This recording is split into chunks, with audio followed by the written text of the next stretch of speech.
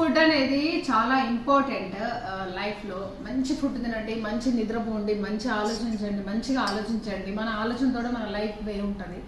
So కొంతమంది negative think చేస్తారు, so నెగిటివ్లోనే పోతారు. పాజిటివ్ థింక్ చేసే వాళ్ళకి కొంచెం దేవుడు ఫేవర్గా ఉంటారు. సాధన చేయండి.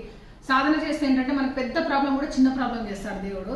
సో మనం టైం అప్పటికప్పుడు ప్రాబ్లం వచ్చినప్పుడు సాధన చేస్తే వర్కౌట్ కాదు, దేవుడి దగ్గర రీచ్ అయ్యడానికి టైం పడుతుంది. సో డైలీ ఒక 1 hour సాధన చేయండి, ప్యూర్గా ఉండండి. Money is not important in life. ఎవరికైనా కూడా మనీ కష్టాలు వస్తాయి, ఇంపార్టెంట్ కాదు. ఎందుకంటే కరెక్ట్గా ఉంటే మనకు అన్ని సపోర్ట్ అవుతాయి నేచర్ నుంచి. ఇదో మా సార్ ఫ్యామిలీ ఫ్రెండ్, లైఫ్లో ఎప్పుడు ఏ హెల్ప్ అయినా కూడా సార్ నాకు హెల్ప్ చేస్తూ ఉంటారు. అన్నీ అలా మనకి గాడ్ గిఫ్ట్ ఇస్తూ ఉంటాడు నేచర్ నుంచి. సో మంచిగా ఉండండి, మంచిగా తినండి, మంచిగా దీపావళి సెలబ్రేట్ చేసుకోండి. అండ్ బాంబ్స్ చిన్న పిల్లలకి దూరంగా కాల్చండి. అండ్ కాకరసేపు మాత్రమే పిల్లలతో కాల్చండి. అండ్ కార్లు ఉంటాయి కాబట్టి పాపం వాళ్ళు ఎంతో ప్రేమతో కార్లు కొనుక్కుంటారు. కార్ల దగ్గర బాంబ్స్ పెడితే